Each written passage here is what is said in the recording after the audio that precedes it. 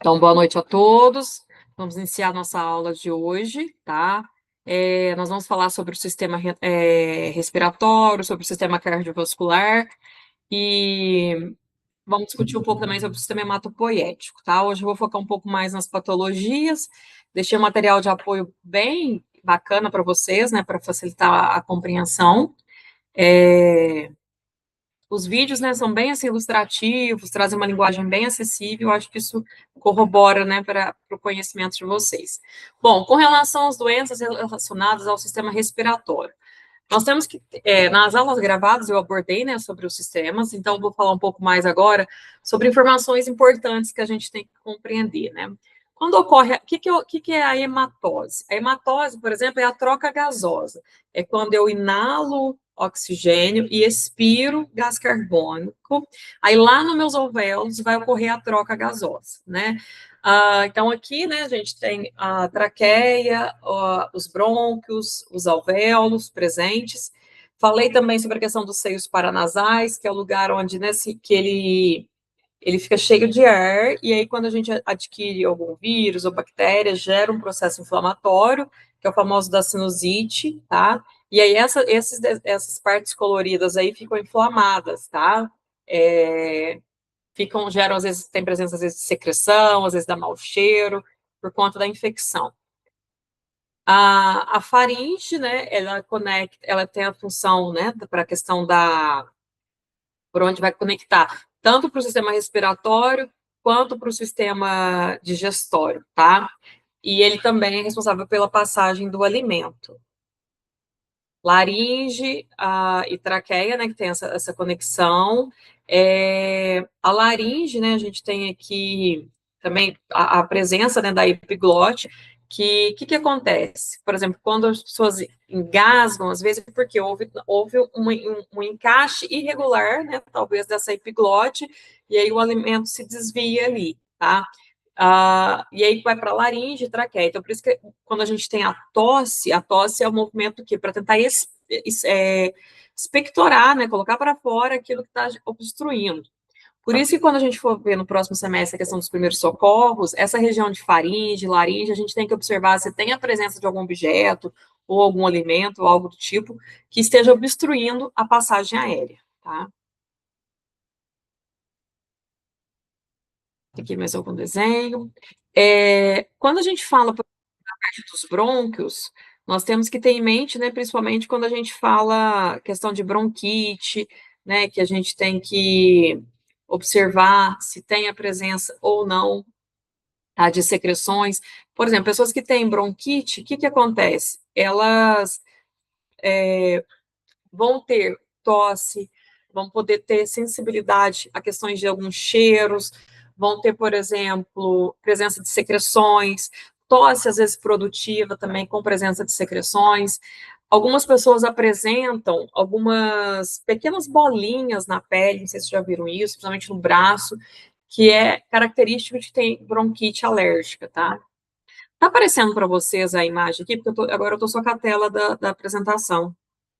Se vocês puderem verbalizar para mim, por favor. Sim, tá aparecendo. Assim, Tá em alvéolos pulmonares para vocês? isso. Tá, perfeito, então. Obrigada. Não é porque eu não estou no meu computador habitual, então às vezes por isso perguntando. Com relação aos alvéolos, tá, gente?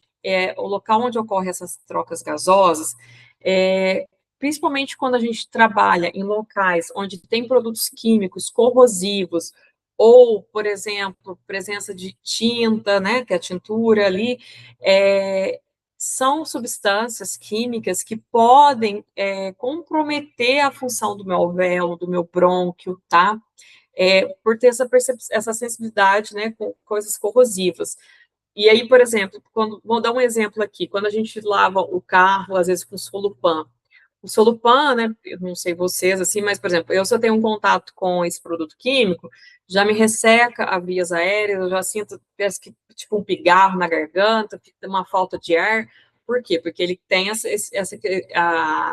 na sua composição química, produtos irritantes, né, da mucosa respiratória, tá? Os pulmões, né, então nós temos pulmão direito e pulmão esquerdo. E aí o pulmão direito possui 3 lobos, o pulmão esquerdo 2 lobos. O pulmão esquerdo é menor porque nós temos a presença do coração, tá?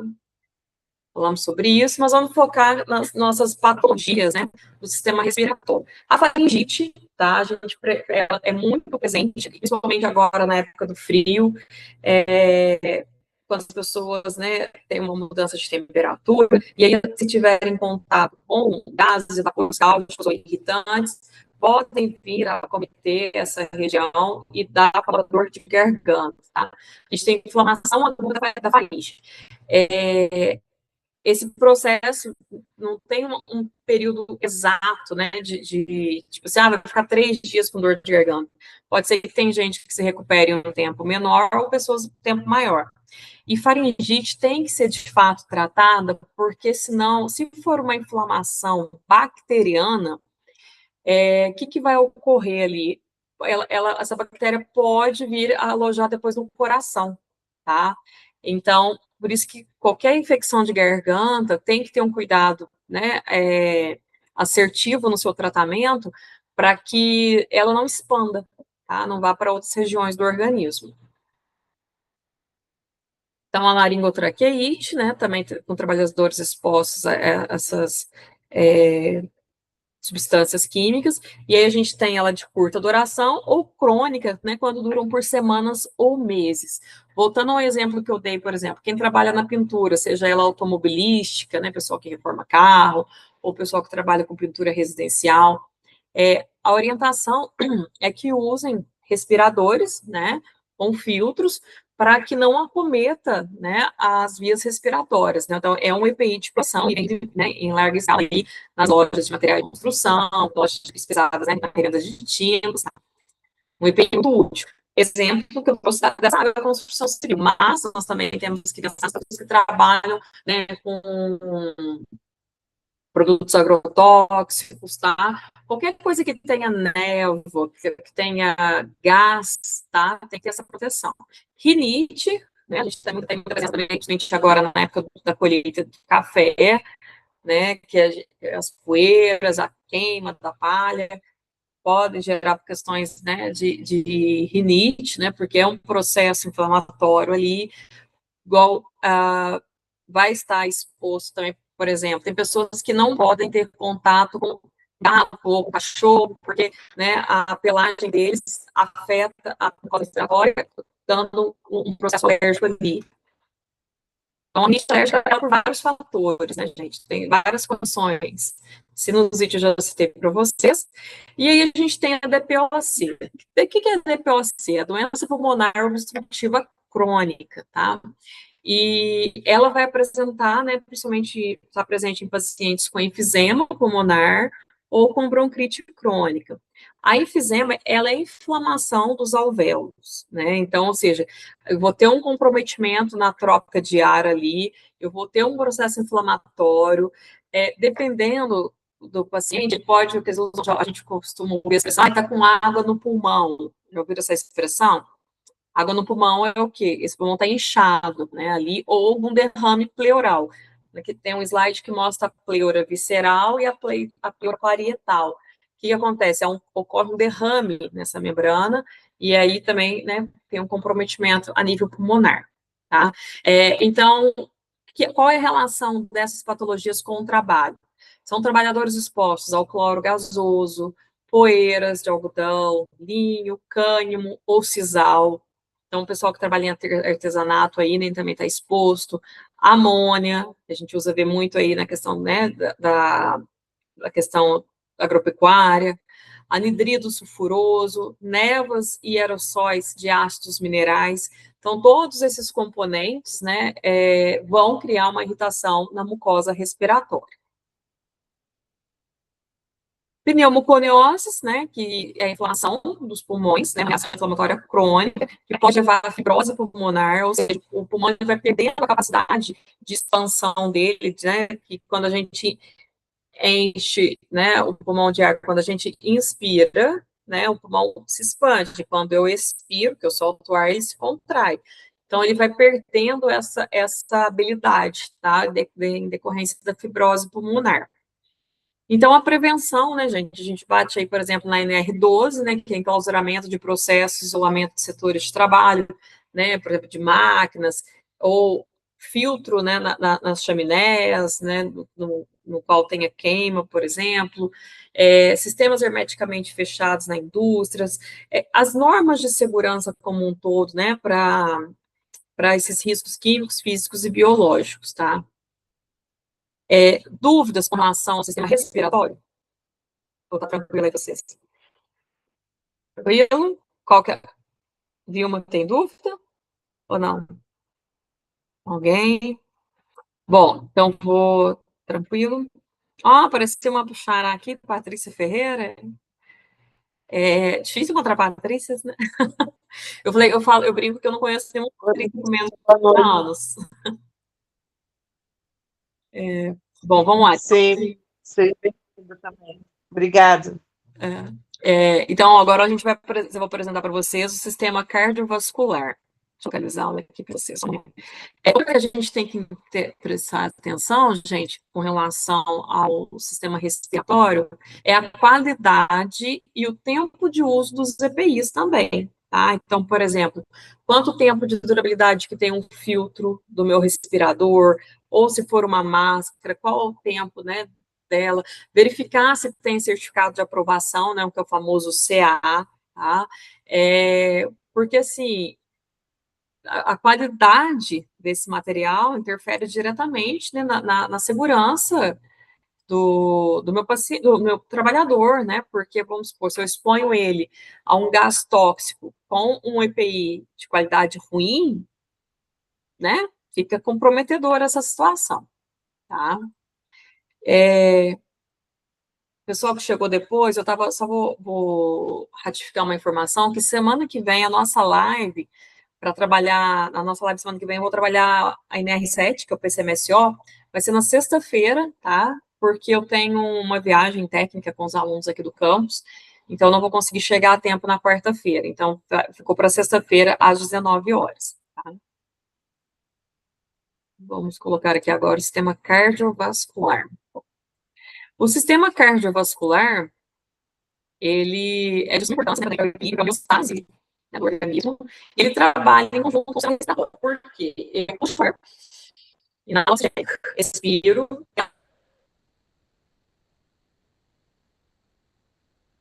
carbono. E aí, o que vai acontecer, né? No processo da circulação, né, o coração vai bombear o sangue para o corpo ou para o pulmão. Para o corpo, ele vai com oxigênio, para o pulmão, ele vai com gás carbônico. Então, por isso que a gente tem artérias e veias. As artérias, sangue arterial, oxigenado, e as veias, sangue venoso, com presença de gás carbônico, tá?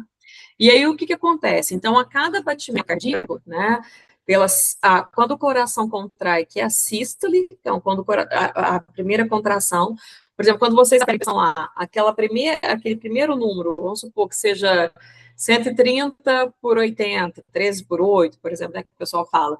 O 130 é a contração cardíaca, e o 8 é a diástole, é o relaxamento cardíaco. E aí eles são inversamente proporcionais. Por quê? Quando o átrio contrai, o ventrículo dilata, ou seja, o átrio contrai para mandar o sangue para os ventrículos. Os ventrículos contraem para mandar o sangue para o corpo e para o pulmão, e aí o que vai acontecer?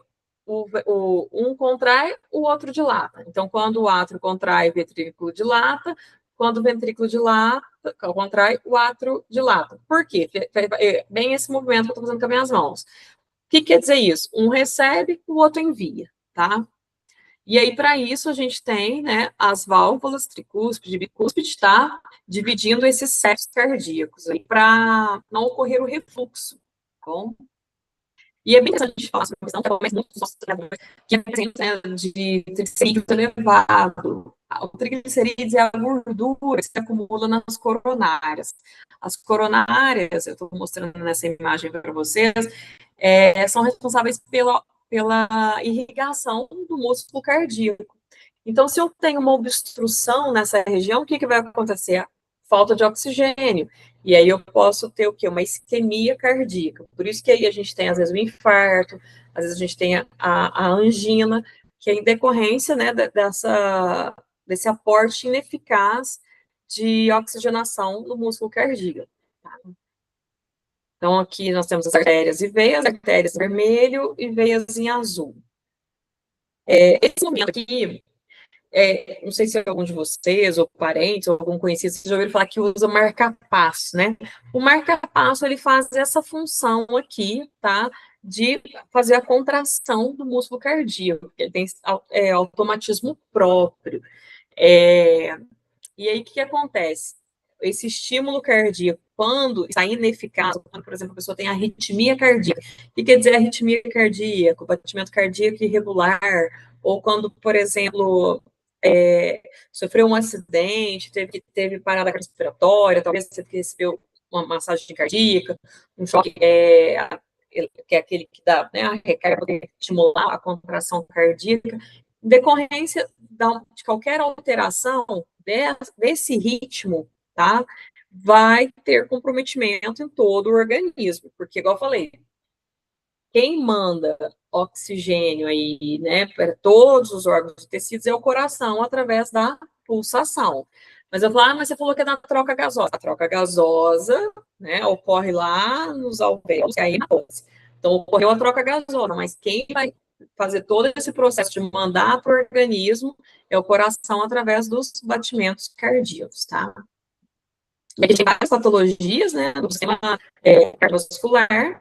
A gente tem hipertensão arterial, a gente tem hipertensão arterial na população, depois dos seus hábitos de vida, de atividade de trabalho, alimentação inadequada, ou questões genéticas, tá?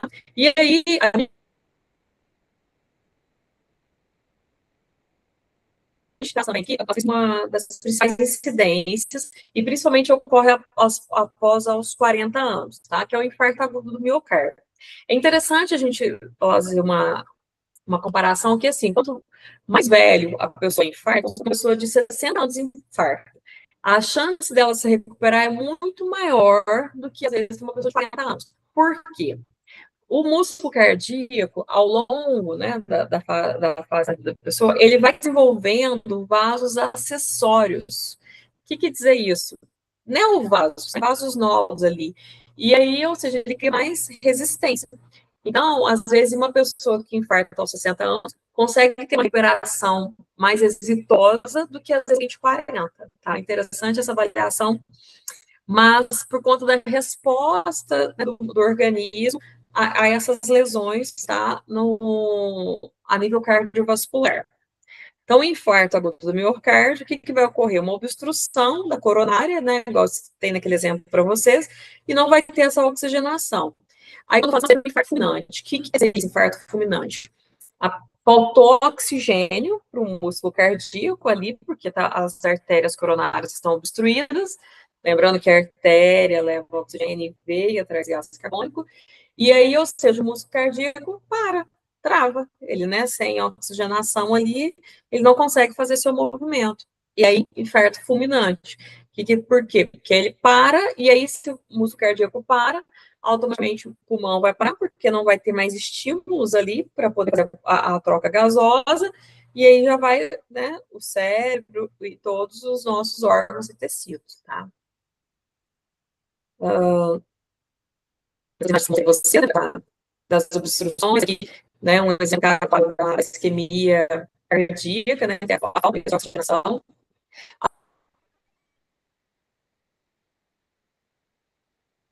Às vezes, quando você consegue para aquele tratamento que teve, né, do miocárdio, às vezes ele fica até com o peito um pouco arroxeado, tá? E infarto agudo do miocárdio, às vezes tem medicações ali para tentar diminuir a diluição do aporte sanguíneo, né, como diz, vamos supor, tem que chegar o sangue oxigenado no coração. Aí tem medicações que são vasodilatadoras para melhorar o fluxo sanguíneo. Melhorando o fluxo sanguíneo, você consegue restabelecer, né, a pessoa que foi acometida pelo infarto. Mas, posteriormente, às vezes alguns têm que fazer cateterismo, angioplastia, dependendo da obstrução que ocorre na situação, tá? Por exemplo, tem pessoas, por exemplo, que faz ponte de safena, né? A gente vai ver aí, por exemplo, que a safena, ela tá na perna, né?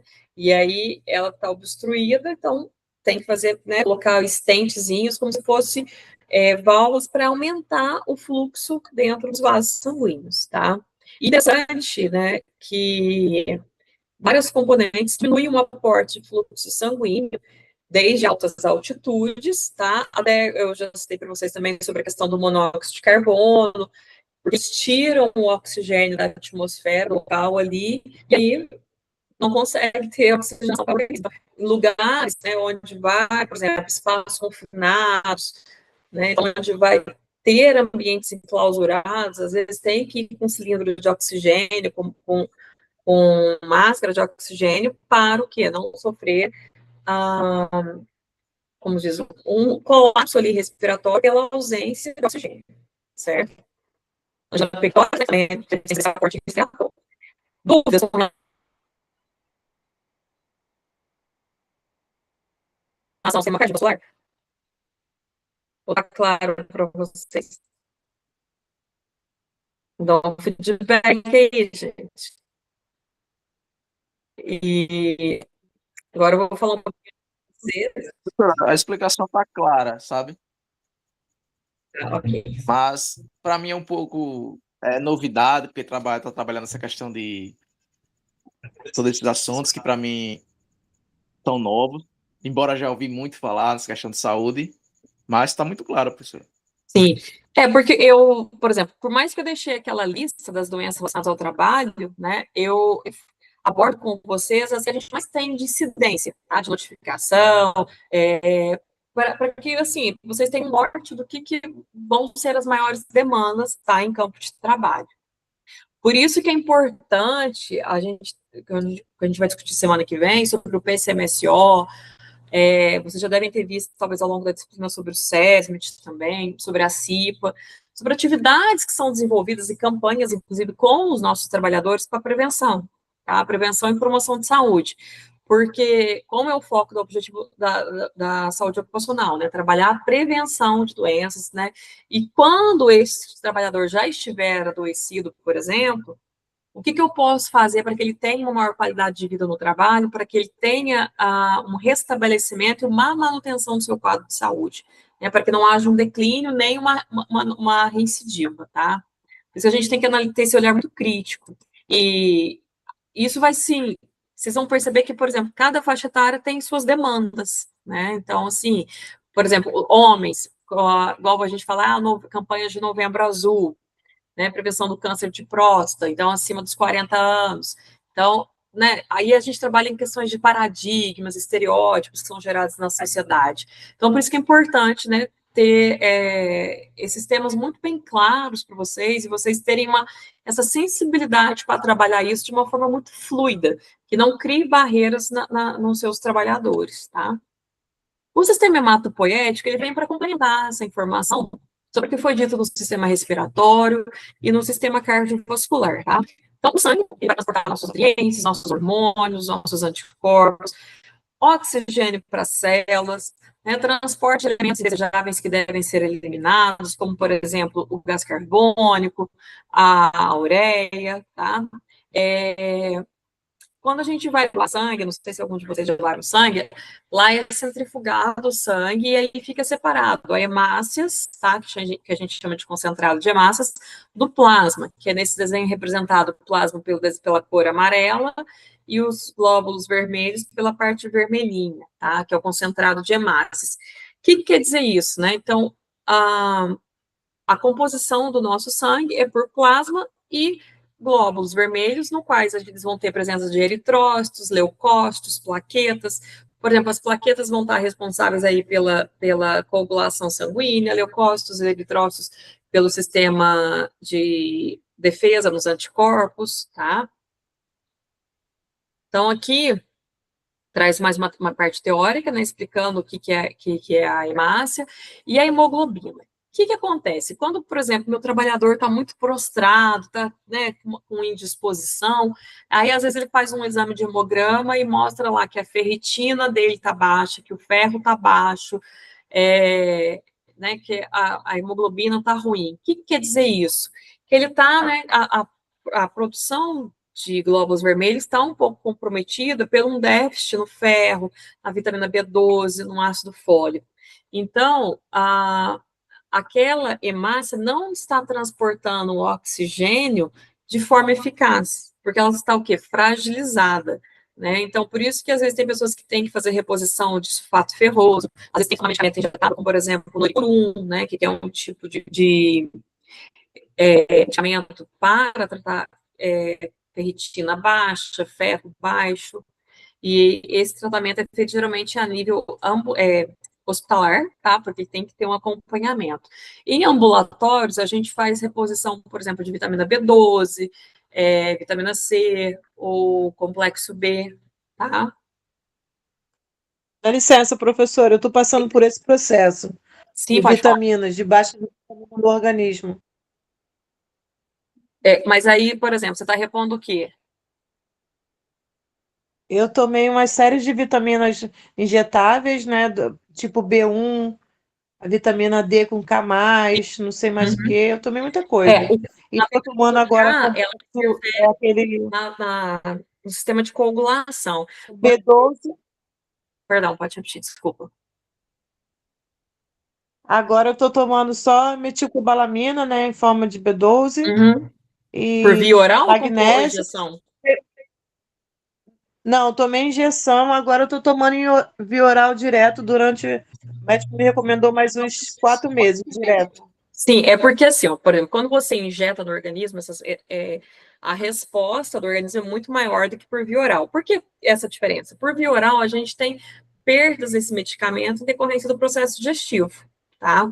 E então, assim, essa suplementação é essencial, porque, por exemplo, às vezes a gente tem várias notificações, a gente vai estudar um pouco disso ainda também, na disciplina da última semana, que, por exemplo, tem pessoas que apresentam quadros depressivos, e aí você vai fazer exames, né, para fazer esse monitoramento, e você percebe B12 baixa, por exemplo. Então, o índice baixo de B12 pode, né, comprometer quadros depressivos, quadros de anemia, quadros de indisposição, fadiga muscular, tá? Então, é bem interessante esses... Eu fiquei até de cadeira de roda, porque eu fiquei com muita Nossa. fraqueza muscular. Agora que eu estou conseguindo andar, mas ainda ando com dores ainda. Nos ossos, no joelho. Tem os locais Nossa. ainda da dor no músculo, doía meu músculo do peito, assim, eu pensei que eu estava tendo um infarto e era tudo falta de vitamina. Sim, sim. Não, até a ansiedade pode ser induzida por falta de vitaminas, né? Eu sou muito a favor das suplementações, não igual, por exemplo, de vitamina a B10, vitamina C, curcumina, dentre outros, que você vê que vocês são comprovados cientificamente que dão uma restabelecida, né, nessa homeostase, no equilíbrio. E nós, mulheres, né, por questões hormonais, a gente tem perdas dessas substâncias que nem sempre a gente consegue suplementar pela alimentação, né? A alimentação nossa nem sempre é tão adequada, tão equilibrada. Nossa, mas isso aí que você falou, realmente, ainda bem que você foi atendida prontamente, porque eu estava bem em déficit, né, para chegar a essa condição. E o magnésio também, vários dos seus... Eu fiquei bem frágil, fiquei muito frágil. Eu estou 1 ano tentando me curar. Melhoras. O magnésio também está ligado em várias funções do nosso metabolismo. Professora Patrícia, só uma coisinha. A respeito da suplementação, exige alguns cuidados, né? No caso, a gente sempre fazendo o exame para ver o nível de vitamina que cada um tem, né? Sim. Porque em excesso também pode vir dar problema, né? A hipervitaminose, ela é arriscada. Por isso que, por exemplo, esses medicamentos que a Patrícia citou aqui também, grande parte deles foram a nível de injetáveis, né? Que injeta no intramuscular, né? Geralmente é no glúteo, que faz essas injeções. Ou na veia diretamente, né? A suplementação, você foi muito bom essa colocação, Álvaro, porque, por exemplo, ela só pode ser feita com indicação médica, porque você faz exames lá para ver quanto tá seus índices, né? E aí, através dos exames, pelos valores de referência, com a prescrição. Porque, igual, por exemplo, eu não posso ficar suplementando, por exemplo, uma vitamina B6, uma B12, e aí ficar muito alto no meu organismo, porque aí também é prejudicial, né? Então, assim, isso, e foi muito, muito interessante a sua colocação. De fato, as suplementações, elas são feitas mediante, assim, a indicações médicas. Igual, por exemplo, tá um boom aí agora da creatina, né? Ah, tem que tomar creatina, não sei o que tal. Mas a gente sabe também que a creatina tem seus benefícios, mas também tem seus malefícios em excesso, né? Então, assim, tudo em excesso faz mal, tá? Então, por exemplo, até o excesso de vitamina C pode ser comprometedor. Oi? Em relação à creatina, ela tem relação direta com os níveis de creatinina? Não necessariamente, porque, por exemplo, assim, o metabolismo dela é no fígado e no rim, certo? A creatinina, na verdade, por exemplo, suplementos com excessos de proteína podem ser muito mais comprometedores para o fígado, né? Porque o excesso de condições, substâncias proteicas, né, sobrecarrega o fígado e o rim. Então, por exemplo, whey protein, muitas doses de whey protein. Vamos supor que a sua carga de proteína tenha que ser de 100 gramas, 130 gramas. Aí você consome, por exemplo, 200 gramas de proteína por dia. Você está gerando uma sobrecarga renal e hepática, o que é grave. Não é tão simples assim, não. De nada. A próxima aula de vocês está abordando sobre isso. Na próxima semana, sobre o sistema digestório e o sistema renal. É bem interessante. E é uma coisa que, assim, faz parte do nosso dia a dia, né? E da realidade de vários trabalhadores, né? Que a gente vai acompanhar. Retomando aqui, né? Como nós falamos dos glóbulos vermelhos, os glóbulos brancos, né, eles são representados lá, principalmente no nosso hemograma, pelos leucócitos. O que eles fazem? Protege o corpo contra infecção e lesão tissular, tá? Eles vão fazer a questão de, assim, criar mecanismos de defesa, sejam elas de vírus, bactérias, fungos, protozoários, sejam qual for, para proteger, né, o nosso organismo. Dentre as lesões, tá? Agora eu lembrei aqui que eu ia até falar isso para vocês. Que eu falei lá que a plaqueta está responsável pela coagulação. Patrícia mencionou também que tomou vitamina K. Vitamina K, ela é responsável pela coagulação sanguínea, né? Está presente em alguns alimentos. Mas, por exemplo, quando uma criança nasce, é feita uma injeção de vitamina K para que ela não tenha problemas, né, de hemorragia, de coágulos, tá? No organismo. E aí, o que acontece também? Quando uma pessoa está com deficiência, né, na produção de plaquetas, ela, né, tem um risco muito maior de ter sangramento. Exemplo, dengue. Quando a pessoa tem uma dengue hemorrágica e ela faz o exame da plaqueta, a plaqueta dela está muito baixa. Né? Então, ou seja, aí por isso que às vezes a pessoa tem sangramento na gengiva, no nariz, tá? Às vezes no ouvido, em decorrência, tá? Do baixo número de plaquetas. Dentre as patologias, né, do sistema que eu trouxe para vocês, que são as listas das doenças relacionadas ao trabalho, vou citar as síndromes mielodisplásicas, que é um grupo de doenças adquiridas da célula primordial hematopoética. O que acontece aqui, tá? A gente tem um menor número de plaquetas, um menor número de hemácias, um menor número, né, de leucócitos. E aí, isso aqui pode ser uma pré-leucemia, tá? A síndrome mielodisplásicas, se não tratada a tempo, vai evoluir para um caso de leucemia, tá? Quando não tratada, 60% a 80% evoluem para óbito, tá? Então, por isso que é importante o acompanhamento, um simples hemograma, a gente consegue ter um norte muito bom, né, de como está essa questão do nosso trabalhador. A gente consegue ver lá se ele está em processo inflamatório, se não está, como é que está a coagulação, como é que está a hemoglobina, como é que está a questão, né, do eritrócito dele. Então, por exemplo, vocês já ouviram falar de pessoas que às vezes tem que fazer, o pessoal usa esse termo, tá? Sangria, mas não é é um termo muito vulgar usado, mas na verdade é o quê? As pessoas que estão com sangue muito gordo ou muito grosso, usa essa expressão também, eles vão lá no banco de sangue para tirar um pouco de sangue do organismo, que eles falam que é para raliar um pouco o sangue. O que quer dizer isso? Quer dizer que o eritrócito está num valor tão elevado e aí aquele sangue não está fluindo tão bem. Por que isso?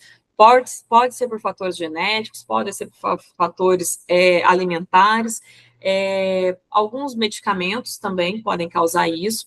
E aí, para a segurança daquele trabalhador, é feito o quê?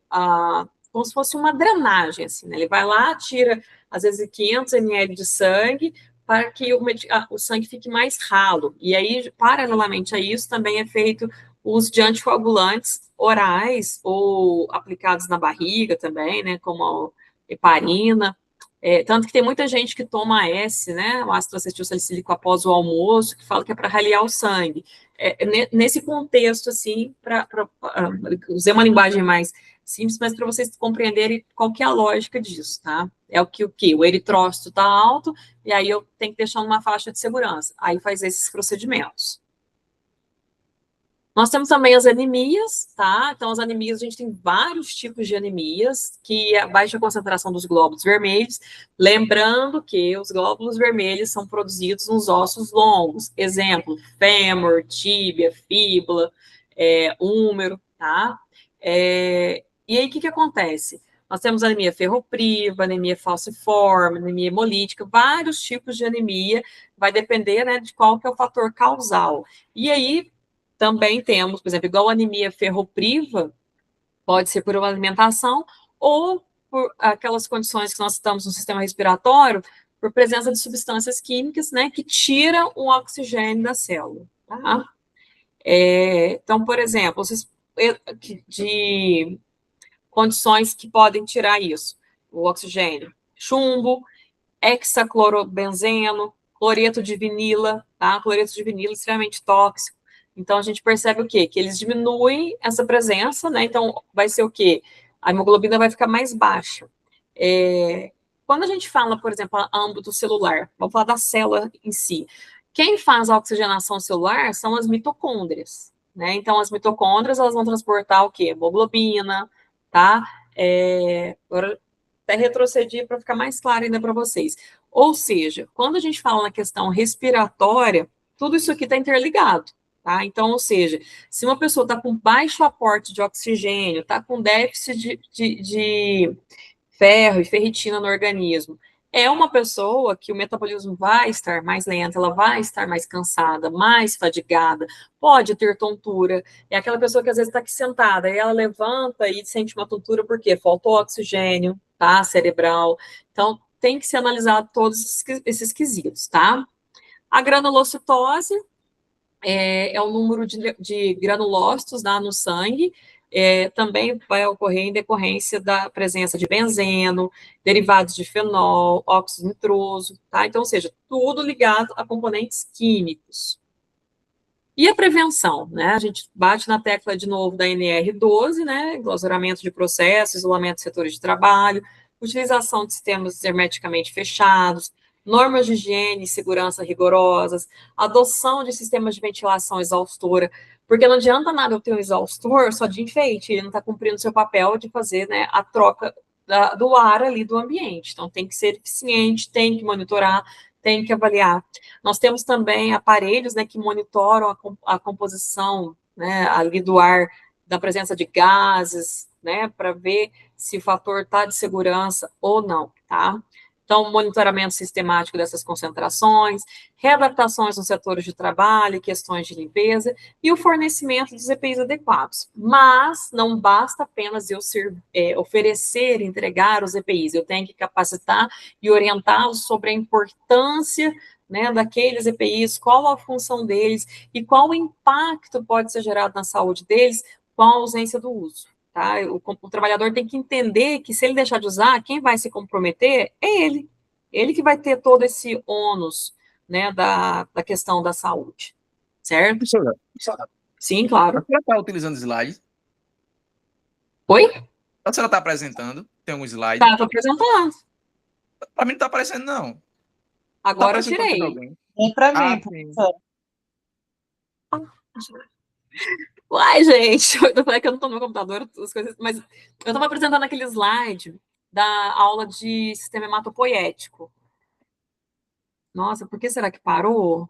Ai, gente, desculpa. Mas eu estava falando sobre, eu estava explicando sobre o slide, tá? Nossa, eu acho, perdão, gente. Vocês deviam ter falado que tava. Vou tentar aqui mostrar para vocês o que eu estava falando, tá? Só um momentinho. É que a gente troca de computador, né, gente? Aí já. Eu falei sobre isso daqui, ó. Vê se agora vai aparecer para vocês. Agora apareceu. Então, eu falei sobre as síndromes mielodisplásicas, né? Que falei da questão de pode dar uma pré-leucemia, e se não tratado, evoluir para leucemia, e quando não avaliado, né? Pode levar até ao óbito. Falei também aqui da questão dos tipos de anemia, tá?